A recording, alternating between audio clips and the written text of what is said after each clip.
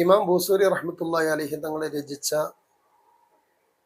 പ്രവാചക പ്രേമ സമാഹാരമാണ് ഖസീദത്തുൽ ബുർദ എന്നുള്ളത്. അത് വല്ലാത്തൊരു ഗ്രന്ഥമാണ്.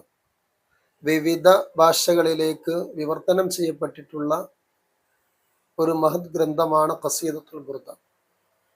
ഇമാം ബൂസൂരി തങ്ങൾ ആദ്യകാലങ്ങളിൽ അദ്ദേഹം ഒരു കൊട്ടാര കവിയായിരുന്നു.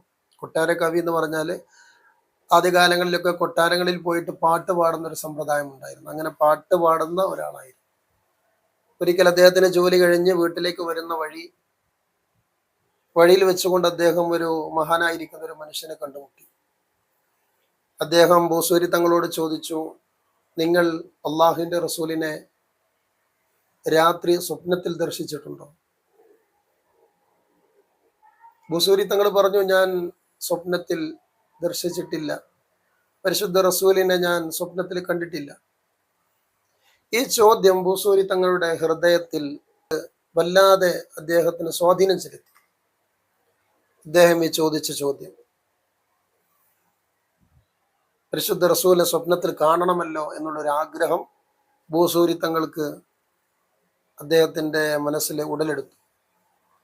അദ്ദേഹം നേരെ വീട്ടിലേക്ക് പോയി സാധാരണ പോലെ കിടന്നുറങ്ങി.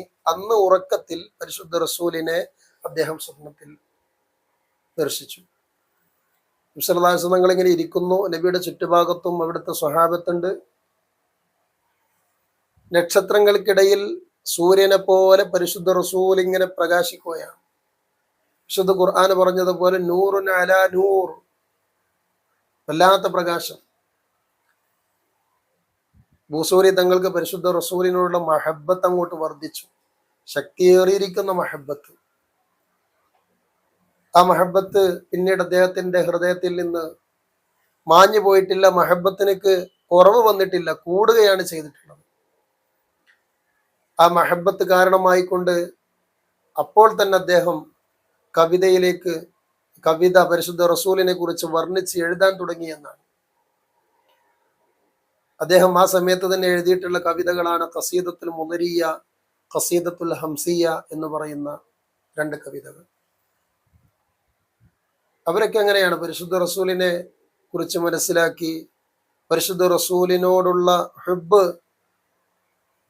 അവർക്കങ്ങോട്ട് കയറിക്കഴിഞ്ഞാൽ, പരിശുദ്ധ റസൂലിനോടുള്ള പ്രേമം പരിശുദ്ധ റസൂലിനെ അങ്ങോട്ട് പ്രേമിച്ചു കഴിഞ്ഞാൽ അവർക്കെല്ലാം പരിശുദ്ധ റസൂല് മാത്രമാണ്. ഖസീദത്തുൽ ബുർദ എന്ന് പറയുന്ന ഗ്രന്ഥം അർത്ഥഗർഭമേറിയിരിക്കും.